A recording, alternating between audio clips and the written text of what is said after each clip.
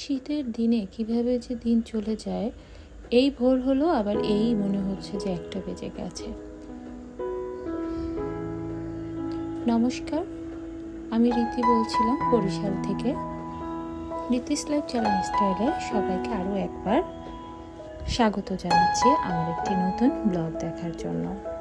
কাছে এবং দূরে যে যেখান থেকে আমার ভিডিওটি দেখছেন সবাইকে জানাই অসংখ্য ধন্যবাদ এবং আশা রাখি সবাই সুস্থ এবং ভালো আছেন। এই যে এখন বেলা 11টা বাজে, মেয়েকে স্নান করিয়ে একদম ঘুম পাড়িয়ে দিয়েছি। যেহেতু বাইরে অনেক ঠান্ডা ছিল, ভোরবেলা উঠে জানালাগুলো খুলে দিই যাতে ঘরটা একটু একটা গোমট ভাব থাকে, সেই ভাবটা যেন কেটে যায়। আর ইদানিং মেয়ে একদমই তেমন ঘুমাচ্ছে না, যেহেতু ওর একটু বড় হচ্ছে, ওর রুটিন চেঞ্জ হচ্ছে। ঘুমালে পরেই তারপরে আমি ঘরগুলো একটু গুছিয়ে নিই, যেহেতু আমার একজন হেল্পিং হ্যান্ড আছে, ওকে ও সবই করে দিয়ে যায়। তারপরও কিছু কাজ থাকে যেগুলো তো নিজেরই করতে হয়, করে নিতে হয়। সব কিছু তো আর ওরা করে দিতে পারে না।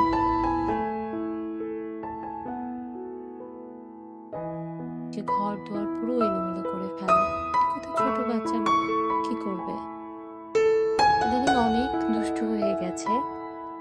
ওকে যে গুছিয়ে নিচ্ছিলাম, এরই ফাঁকে আমার রান্নাটাও করে নিতে হবে।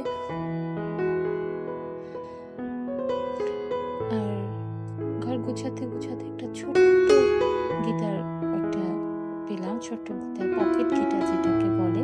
এই গিটারটা না সবসময় আমার কাছে রাখি, কেন যেন এগুলো এখন যখন একটু শুয়ে থাকি বা ফ্রি থাকি, ছোট ছোট পকেট, তখন এই গিটারগুলো আমি একটু যোগ করে নিই। এখন মেয়ের জন্য একদমই বড় গিটারটা পড়তে পারি না। আর এদিকে আমি এই যে কাজগুলো করে নিচ্ছিলাম, ঘরের টুকিটাকি কাজটা। এই কাজগুলো করতে না মাত্র 10 মিনিট সময় লাগে, কিন্তু এখন আর সেই 10 মিনিট সময় দিতে দিতে না আমার সারা সপ্তাহ বা মাস চলে যায়। তারপরেও চেষ্টা করি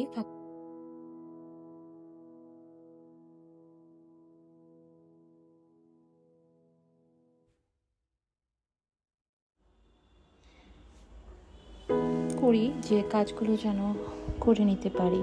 আর ইদানিং শরীরটা বড্ড খারাপ যাচ্ছে, আর এ সময় তো খারাপ যাবারই কথা, এটা আর বলার কিছু নেই। তারপরেও একটু নিজেকে ব্যস্ত রাখার চেষ্টা করি, যাতে যতই শুয়ে বসে থাকবো মনে হবে যে শরীরটা বা মনটা একদমই খারাপ হয়ে যাচ্ছে। আর এবার প্রেগনেন্সিতে আমার কেন যেন খুব মন খারাপ থাকে, কেন জানি না। এরপর এই যে মন্দিরে চলে আসলাম, আমার ঠাকুর ঘরে। মেয়ে এখানে এসেও এলোমেলো করে, জানো তো, সব গুছিয়ে দেয়। একটা চকলেট নিয়েও গোপালের কাছে দিতে চলে আসে এবং সে ঘন্টা বাজাবে, ঠাকুরের এই যে টুকিটাকি জিনিসগুলো নিয়ে সে দুষ্টামি করবে। যাই হোক, ও ঘুমিয়েছে, এ ফাঁকে আবার একটু গুছিয়ে সকালবেলা পুজো করে গেছি, এখন একটু গুছিয়ে দিয়ে গেলাম মুছে টুছে, আর ঘরটাও এই ফাঁকে গুছিয়ে নিচ্ছি। ছোট মানুষ কি করবে, সারাদিন আমি আর ও বাসায় থাকি, আর ওর দাদা তো আর সবসময় বাসায় থাকে না, এই বের হয় এই আসে, একটু বাইরে বেরোতে চায়। নিজেদেরই একা একা বাসায় কতক্ষণ ভালো লাগে বলো। আর এই যে জেসমিন আপা সব কিছুই ধুয়ে রেখে গেছে। তো আজকে রান্না করব হচ্ছে পুঁটি মাছ। এই শীতের পুঁটি মাছ, শীতের সবজি দিয়ে, ধনেপাতা দিয়ে আমার কাছে বেশ মজাই লাগে খেতে। কার কেমন লাগে জানি না, আমার হাজব্যান্ড তো এই ছোটো মাছ একদমই খেতে পারে না। তারপরও আমি জেসমিন আপাকে দিয়ে এই পুঁটি মাছগুলো এনেছিলাম বাজার থেকে। আমার হাজব্যান্ড এগুলো কিনে আনবে না, এগুলো কুটতে যেরকম কষ্ট, ধুতে পরিষ্কার করতে, কিন্তু জেসমিন আপা নিয়ে এসে নিজেই কুটে টুটে একদম পরিষ্কার করে দিয়ে গেছে। শীতে ধনেপাতা দিয়ে এই পুঁটি মাছের পাতলা ঝোল খুবই ভালো লাগে।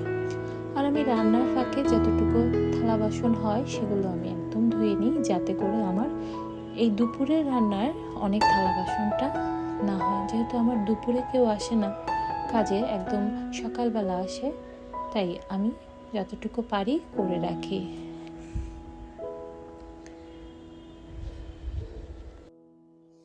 আর এদিকে কাজেরও একটু তাড়াহুড়া করছিলাম, যেহেতু মেয়ে অনেকক্ষণ ঘুমিয়েছে। বলতে মেয়ে তো এখন বেশি ঘুমায় না, ওই মনে হলো মরিচ পোড়া, যেরকম একটু মরিচ পুড়তে বা কি করে, গ্রামের ভাষায় একটা কথা আছে না, মরিচ পোড়া, যে মরিচ পুড়তে যতক্ষণ সময় লাগে এরকম ভাবে মনে হচ্ছে সে ঘুমাচ্ছে আর উঠছে।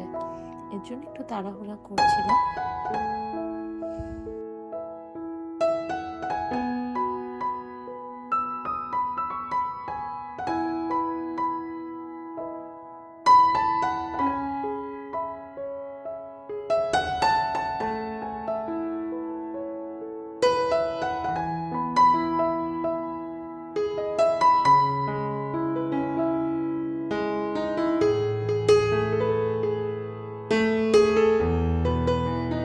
আর এদিকে মাছগুলো হয়ে গেছে।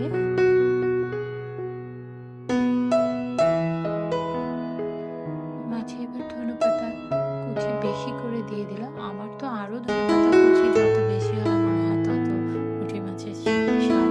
এবং মাছগুলোকে মাখা মাখা করে ফেলবো, গা মাখা করে। ওটা দিয়ে না, এটার বাসি যে ঝোলটা থাকে সেটাও খেতেও আমার খুব ভালো লাগে। এদিকে যে এগুলো রিফিল ছিল সেগুলো আমি করে নিচ্ছিলাম, একদম যা লাগে টুকিটাকি কাজ এরই ফাঁকে করে নিচ্ছিলাম। রান্নাটা হওয়ার সাথে সাথে রান্নাঘরের যেগুলো পরিষ্কার করা থাকে সেগুলো আমি করে নিয়েছিলাম। বাকি কাজগুলো এর ফাঁকে করে নিচ্ছি, কারণ আমি কাজগুলো না এমনভাবে সেট করে রাখি যাতে এগুলোকে আমার বেশি সময় দেওয়া লাগে না, যাতে রান্না ফাঁকে কাজগুলোকে করে নিতে পারি, যাতে রান্নাঘরটা আমার ক্লিন থাকে। আর একতেই আমি একটু খুঁতখুঁতে স্বভাবের, রান্না বান্নার পরেও যতই ওরা করে দিয়ে যাক আমি কিন্তু নিজের কাজটা আবার নিজেই মিলাবো। জানি না এই স্বভাবটা আমার কবে যাবে। এই তো রান্নার ফাঁকে ফাঁকে আমি কাজগুলো করে নিচ্ছিলাম।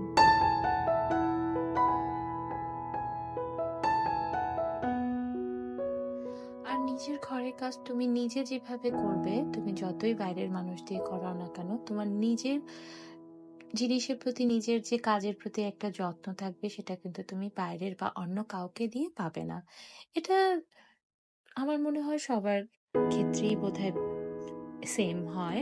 আমার যেরকম হয়, যতই জেসমিন আপা করে দিয়ে যাক, কিন্তু আমার নিজেরই একটা স্যাটিসফ্যাকশন থাকে যে আমি কাজটা নিজের হাতে করেছি।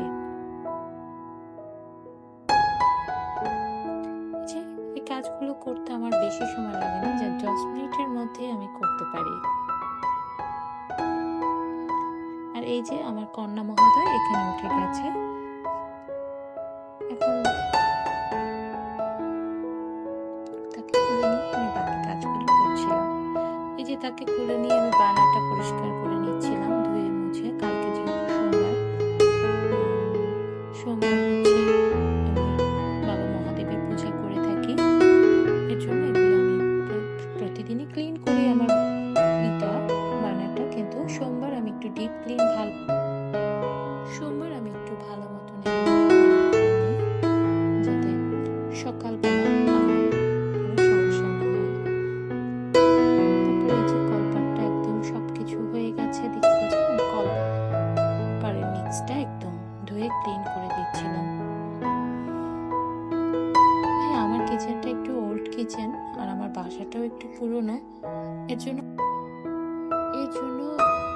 কোথাও দেওয়ালে একটু একটু রং চটে গেছে বা টাইলসের কোথাও হয়ে গেছে। এর জন্য আমি হয়তো দৃষ্টিকটু লাগে দেখতে, তার জন্য আমার সুন্দর দৃষ্টিতে সবাই দেখবে, হয়তো খারাপ লাগতে পারে, কিন্তু জানো তো বাসাটা সব দিক থেকে ভালো, অনেক আলো বাতাস আসে এবং প্রচন্ড খোলামেলা। এর জন্য বাসাটা আমার চেঞ্জ করতে ইচ্ছে করে না।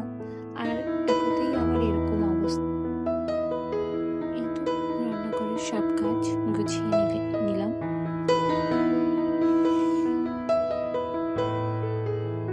কিন্তু এতটুকু কাজ করতে করতে কিন্তু প্রায় 4টা আজান দিয়ে দিয়েছে। শীতের বেলা তো কিভাবে কেটে যায় বোঝাই যায় না। আর যেহেতু আমার বাচ্চা একদমই ছোট, বাচ্চাদের মায়েদের তো একটু ওদের দিকে সময় দিতে হয়, যার জন্য আরো কাজের দেরি হয়ে যায়। আর একা এই কাজগুলো আগে নিজেই করতাম। এখন কিন্তু কাজগুলো একা করি না। অনেকেই করে দিচ্ছে।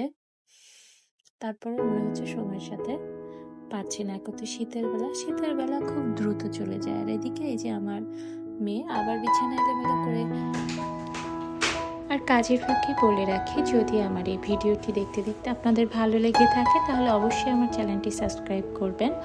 আর যদি ভিডিওর কোনো অংশ যদি আপনাদের ভালো লেগে থাকে বা কোনো কিছু জিজ্ঞাসা থাকে তাহলে অবশ্যই লাইক কমেন্ট করতে ভুলবেন না। আপনাদের একটি লাইক আমাকে আরেকটি নতুন ভিডিও বানানোর অনেক অনেক উৎসাহ দেয়। আমার এই ছোট্ট পরিবারে যদি কেউ নতুন সদস্য হয়ে থাকেন তাহলে আপনাকে অসংখ্য ধন্যবাদ এবং আমার চ্যানেলটি সাবস্ক্রাইব করে আমার পাশে থাকবেন। আর যারা অলরেডি এই কাজটি করেছেন তাদেরকে অসংখ্য ধন্যবাদ। যাই হোক, এখন মেয়েকে এই যে খাওয়াতে বসে গিয়েছি। আর আজকাল তো সে তাকে খাবার দাবার করতেই চায় না। আজকাল বলবো কেন, প্রতিটা সময় সে মাঝে মাঝে লক্ষ্মী মেয়ের মতন খায়। এই যে আজকে সে এখন লক্ষ্মী মেয়ের মতন চামচ মুখে দিয়ে তারপরে সে প্রতিটা বাচ্চা যেটা আর কি করে, এটাই হচ্ছে এদের হ্যাবিট। সে তাই দিচ্ছে, তার সাথে অনেক কিছু করে তাকে খাওয়াতে হচ্ছে আমার।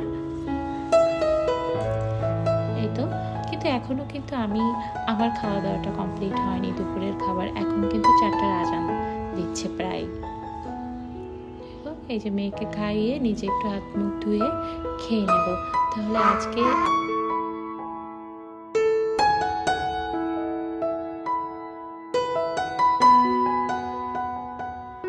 আর এদিকে আবার বাইরের গাছগুলোতে জল দিয়ে দিচ্ছিলাম, যে ভাবছিলাম যে একবারে জলটা দিয়ে দরজাটা বন্ধ করে দেই যাতে সন্ধ্যার কাজটাই হয়ে যায়, যেহেতু প্রচণ্ড মশা বাইরে। তারপরে নিজে